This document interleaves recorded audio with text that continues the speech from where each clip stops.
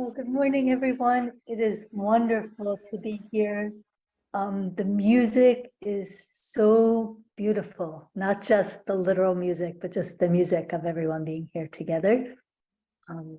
Been thinking about the Sabbath because I was given that as a theme. And I think one thing that happens when we slow down is we connect in a different way with plants and animals and, all of our surroundings and especially each other. And so here's a little medley of stories around stopping and connecting. The incredible edible world. He dances toward me, holding a dandelion between his teeth and singing yum yum like some merry little troubadour. One of the neighbor's boys he is. If I doodled him, he'd be all freckles and bangs, red sneakers and smiles. Hey, here, try a honeysuckle, he says, studying each flower, seeking out the perfect juicy one just for me. The moment I take a little sip of its nectar, I too fall back into second grade as onto a great pile of raked leaves, sipping cloverleaf tea from a tiny tin cup under a blanket draped from a swing set under the stars. Once upon a cool school morning, begins his mom, the children wander the woods, feasting on the lessons of roots, stems, leaves, and flowers. Good, he asks. Great, I grin. I think I'll try a tulip, he sings, still dancing. Can you eat tulips? Asks Mom. I don't know, he shrugs, hugging his mom, petting the dog with his bare feet, and wondering what other secrets the grown-ups are keeping about this sweet, sweet world. The next one is called The Red Thread. So once upon a time, I'm wandering around the Arb, as I often do, when I come upon a young woman on her hands and knees, looking for something. Hey, can I help? I ask. No. Well, actually, yeah. So this may sound a little strange, but I'm looking for a piece of red string that's very meaningful to me. No worries, I say. I've got myself an eye for small things, and we won't quit until we find it. So we hunt around for a spell, not having too much luck, when some more Arb goers kind of drift over and say, hey, can we help? No, actually, yeah, replies my new friend in a kind of familiar refrain.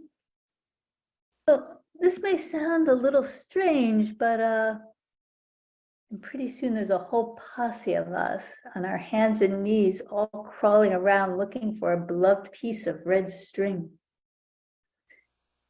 Finally, we do come upon something, not really a string, more like a little bit of red thread, no longer than an inchworm, no thicker than a spider's web.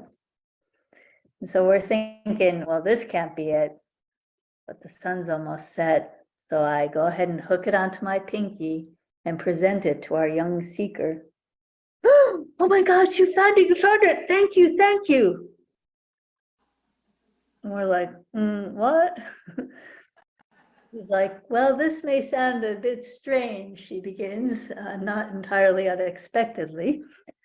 But my partner and I decided symbols don't really care what they're made of, string, gold. So at our wedding, we actually exchanged rings of red thread and donated our shiny metal budget to a food pantry instead. So it's all good and we're poised to leave.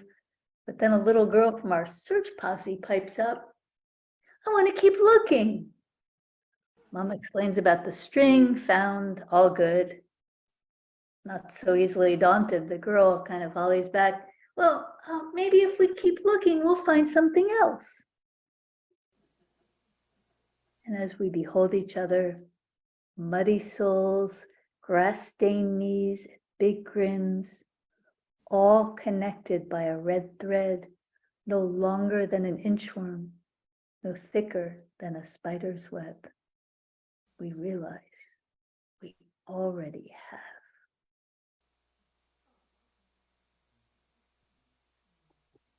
This one's called Sleigh Bells in Summer.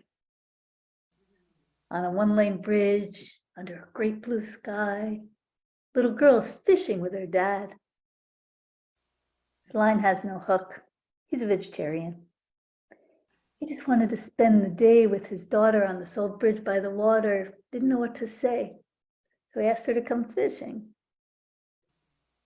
After a time, never mind that it's the hottest day in July, he starts humming Jingle Bells. Pretty soon his little girl starts giggling and singing Jingle Bells aloud as she uses a big stick to play the plank bridge like a giant xylophone. Her dad asks if she wants to fish, wants a toy, maybe wants something to eat or drink. Just shakes her head laughing. She wants for nothing. And a few clouds roll in and there comes a noise most take for a rumble of thunder. While others duck and cover, hand in hand, she and her dad look up in the sky to see a giant sleigh and crazy Santa. No bulky red coat or heavy load of toys, just out for a joyride, whistling jingle bells, feeling jolly and light and free. And the last one, for the love of chicken feet. So one fine day, I'm snacking beneath a tree at Project Grow when a boy kind of wanders over to say hello. Hey, what's in your little bag? Radishes, beets, and sugar snap peas straight from the garden, I say. Whoa, wow, he beams. Wowee. Recently, a friend asked me for a wish for our wayward world. Nothing big, he says. Don't give me any lofty riffs on justice and love. Just give me a little dream to dream. At the time, I didn't have an answer for him, but now maybe I do. I want to live in a world where I can walk right up to a stray child, open up my little bag of awe-inspiring vegetables and say, have at it, try whatever you like. For now, though, we do the best we can.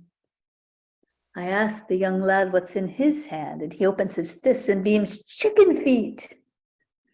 And I say, oh my goodness, I hope the chicken is all right. He laughs and says, it's okay, it's just candy. Then he brings a gummy chicken foot right up to my mouth, stopping just shy of popping it inside, and asks, I know we can't take candy from strangers, but how do we know if someone is a stranger or a friend? But for that, I have no answer, because in the world of my dreams, there is no word for stranger. And for one precious moment, we're already there. That cherry chicken foot so close to my lips, I can almost taste it.